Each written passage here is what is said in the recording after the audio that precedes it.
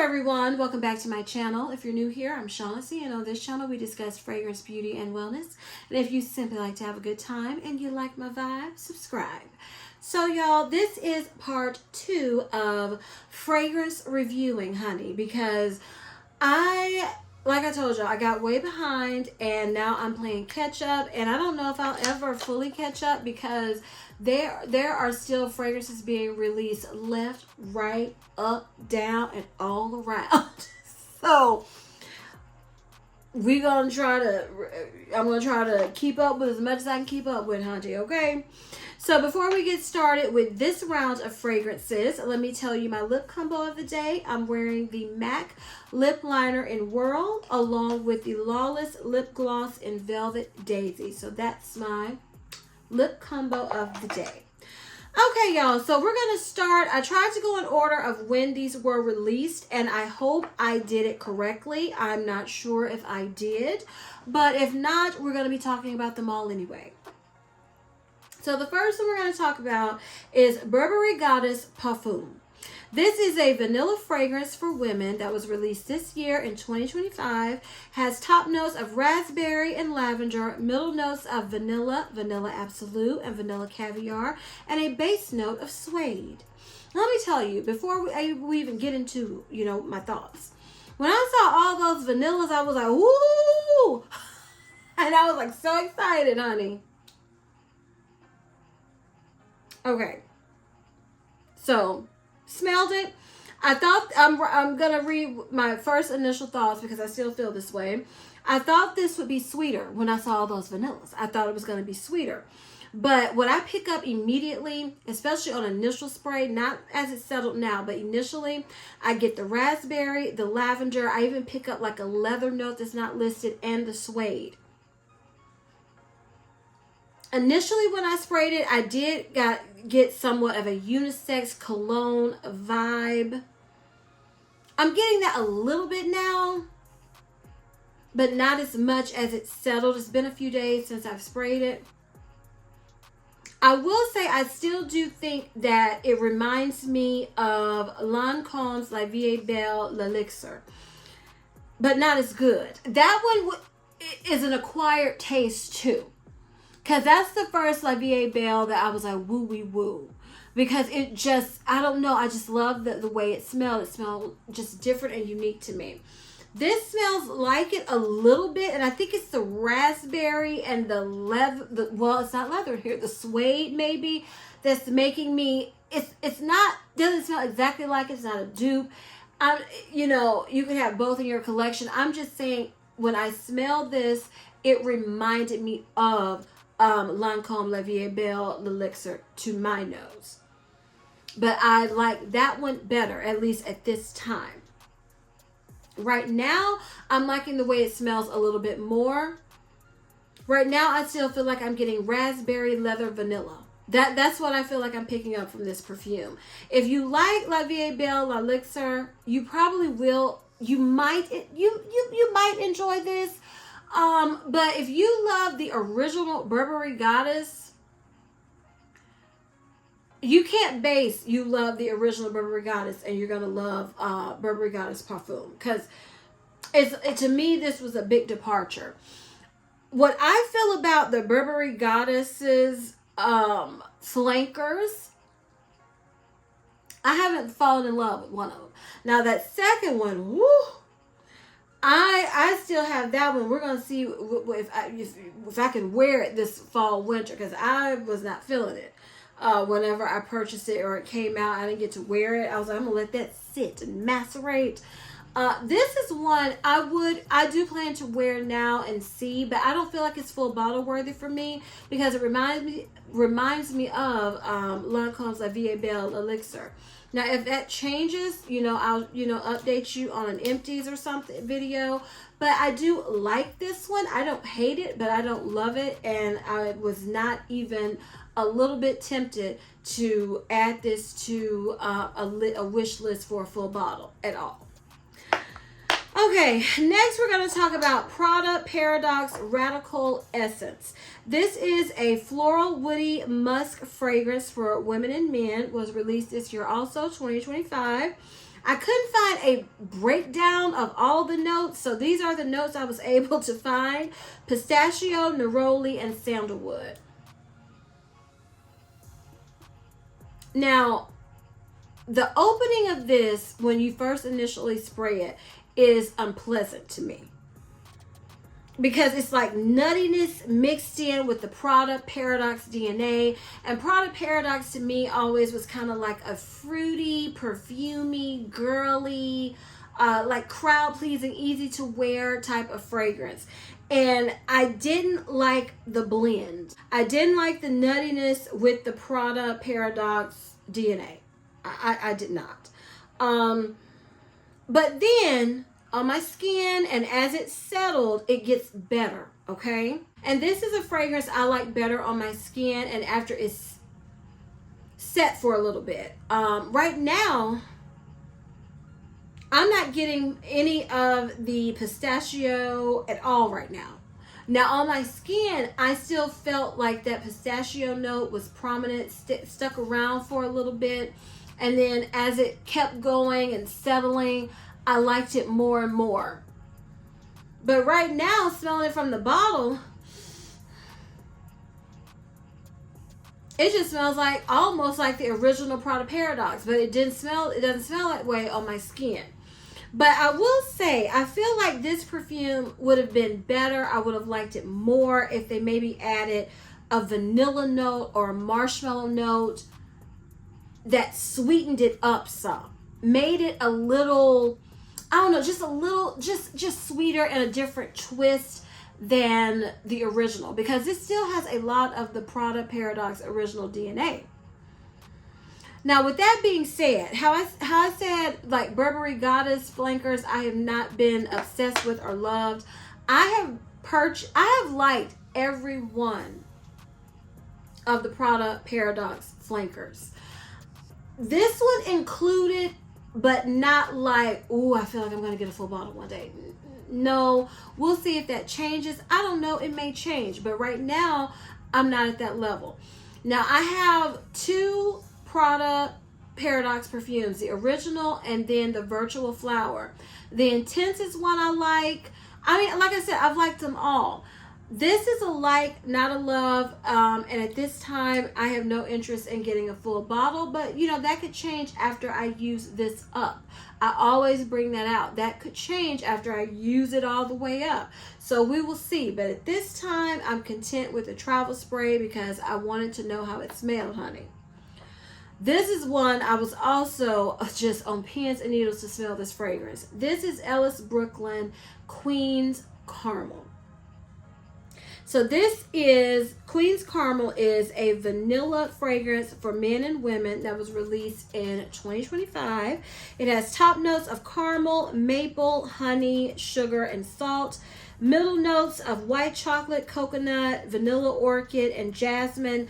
Base notes of vanilla, tonka bean, amber, and musk. So the notes, I was like, ooh, I think I'm going to like it, even though I feel like it has a ton of notes. Okay, so when I first sprayed this on my skin, the testers smelled it from the bottle, because I like to do all three. It smelled like an uncomplicated, light, fresh, powdery, honey vanilla caramel fragrance. Like, not a love. I'd heard a few people say it smelled exactly like vanilla. It smelled like exactly like Bianco latte. And at first I was like, what are they thinking? Because I was thinking, is this going to be better? I love Prada candy till this day. When I think of a caramel fragrance, most people think of Cheirosa 62. I think of Prada candy in the perfume because it's a powdery, perfumey. It's not gourmand caramel, okay? I was like, is this going to take its place? Is it going to remind me of Prada candy? It does not at all to my nose. Now, the more I let it sit on my skin, the more it smelled like Bianco latte, okay? But it didn't smell like Bianco latte. It smelled like Bianco latte light. It smelled like Bianco latte on a diet. You know, Bianco latte, you know, fat-free. It didn't, because Bianco Latte, for me and my nose, it is beast mode. It is, I can't spray too much.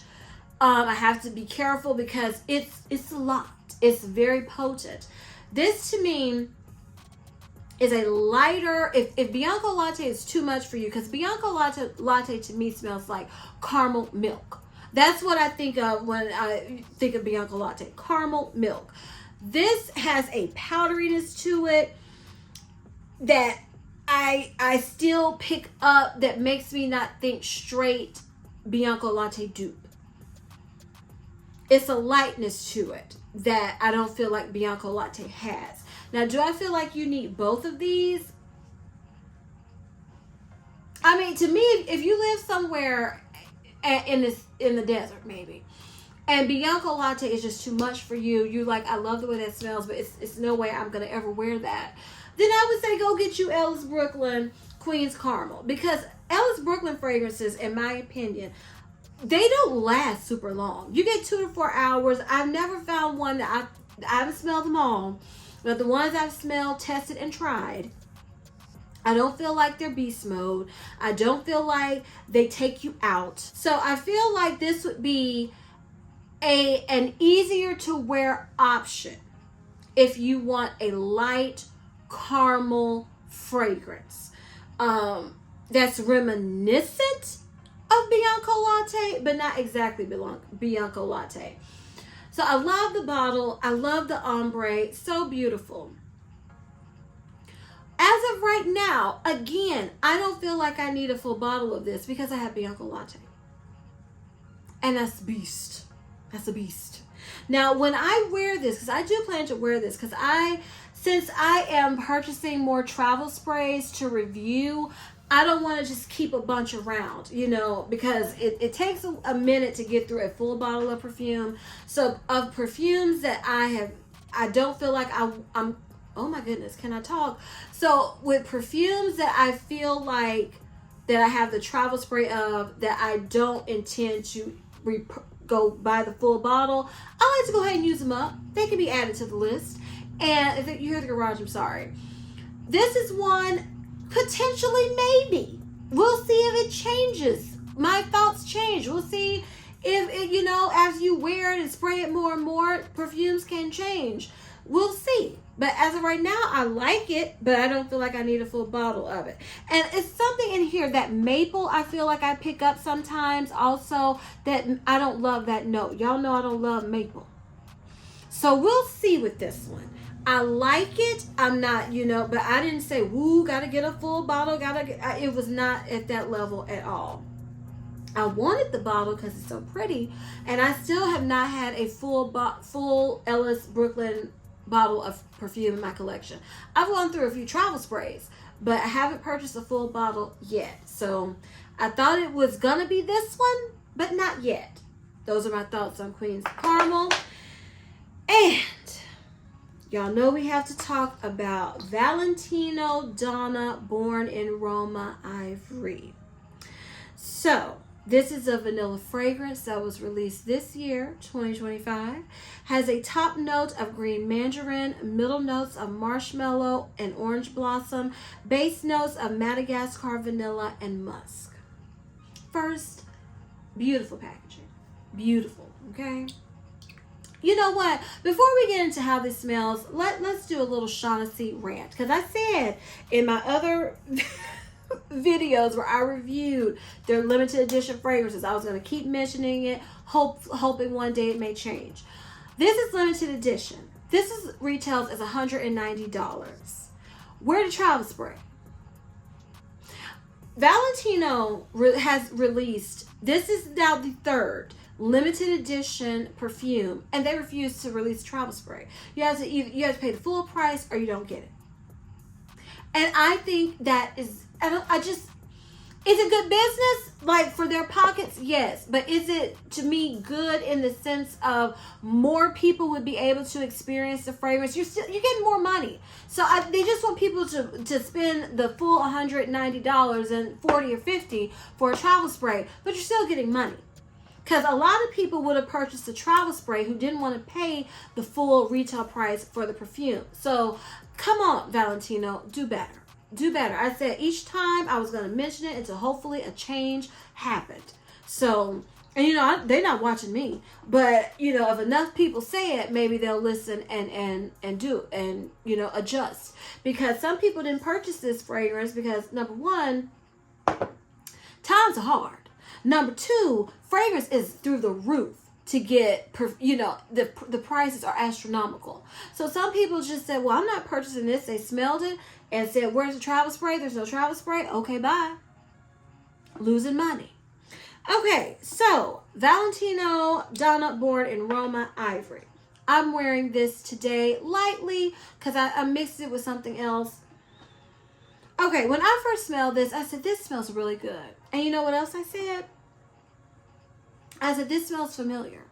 Okay? Donna born in Roma, Ivory is a very apropos name because to me, it's like Ivory meets Love Don't Be Shy in a soft, womanly, sweet, delicate, fresh, a little floral type of version of Love Don't Be Shy. Whereas Love Don't Be Shy can be thick, you know.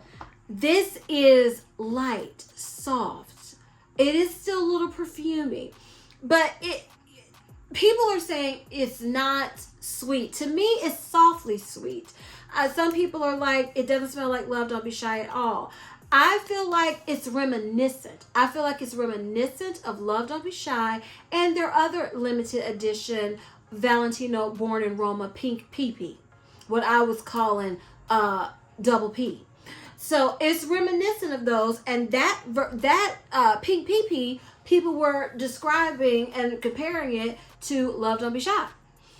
And it's not just because of the marshmallow. Immediately when I smelled it, and everyone interprets fragrances different. I don't like when some reviewers say it's not this at all. Because you don't have my nose. Like, everybody interprets fragrances different. Is there usually an overwhelming opinion one way or the other? Yes, but everyone interprets and smells fragrances differently. Your skin makes it, you know. So to me and my nose, it reminds me of Love Don't Be Shy. Is it a dupe? No. Does it smell exactly like Love Don't Be Shy? No. Does it remind me of that Love Don't Be Shy DNA? Yes, it does. But in almost like a clean version, a lighter version.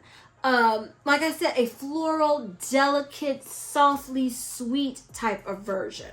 And if you like Love Don't Be Shy, if you like Valentino Donna Born in Roma Pink PP, I feel like you would appreciate Donna Born in Roma Ivory. If you wanted a more toned, like this could almost be signature scent worthy. Now, I didn't spray a lot of this, and I don't tend to spray a lot where I work now of fragrances as much as I spray where I used to work. But I don't feel like, I feel like I smelled this for a good 2 hours, but I didn't spray my arms where I could just smell it now and be like, oh, it's still there. I sprayed it just behind my ears. I only did one spray behind each ear and one spray here. And I don't feel like I can smell it anymore. So I don't know exactly if this is long lasting, but I just got a whiff of it. I got a whiff of it. So I can still smell it a little bit on me. So and I put this on at 7 something this morning. It is now after 5 o'clock. So yeah.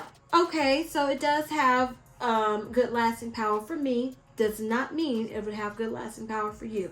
I'm just telling it like it is, y'all.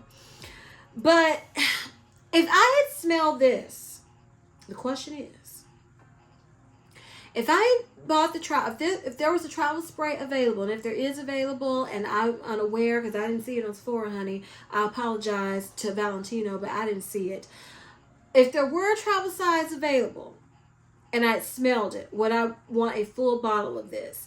And I would honestly say I would, because it's limited edition. Now, if it wasn't limited edition, would I be trying to get a full bottle if I had the travel spray? No, I would wait till I finished it. I would probably be like, oh, I'll wait till I finish, I would wait. But since it's limited edition, I am happy that I do have this, because it's, to me, a year-round version of Love Don't Be Shy. Because Love Don't Be Shy, some people can wear it in the summer, and I can't wear it year round.